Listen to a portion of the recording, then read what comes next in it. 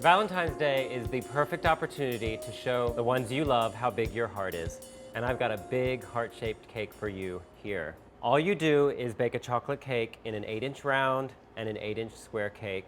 Trim the top level with a serrated knife. I have one of those handy super slicers here, and it does a fine, fine job. So just straight across. Now, if your cake doesn't have any kind of a crown, you don't have to do this. Okay. And this will be good for snacking. So set that aside. Do not throw it away. That's deliciousness. I think I need to trim a little better on this side.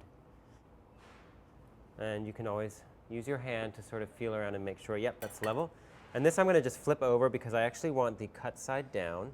It'll make frosting it easier, and you'll see why in just a minute. And ditto on the round cake. We have a wonderful recipe on our website. It's our 1-bowl chocolate cake, and that's the recipe I've used here.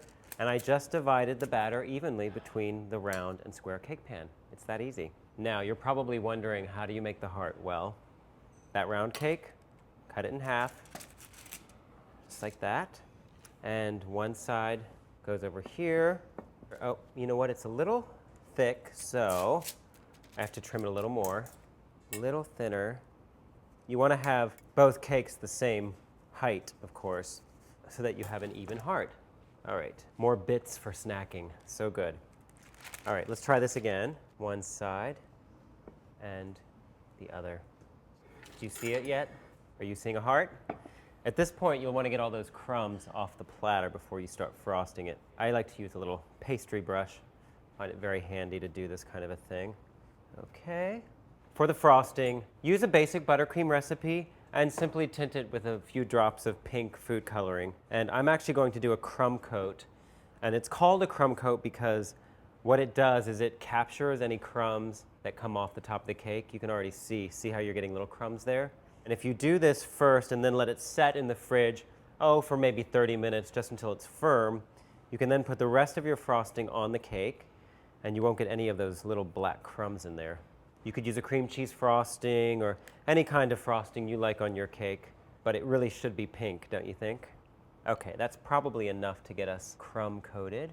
Leave a little bit of a border along the edge. It's nice to see that chocolate cake peeking out from the corners of your heart.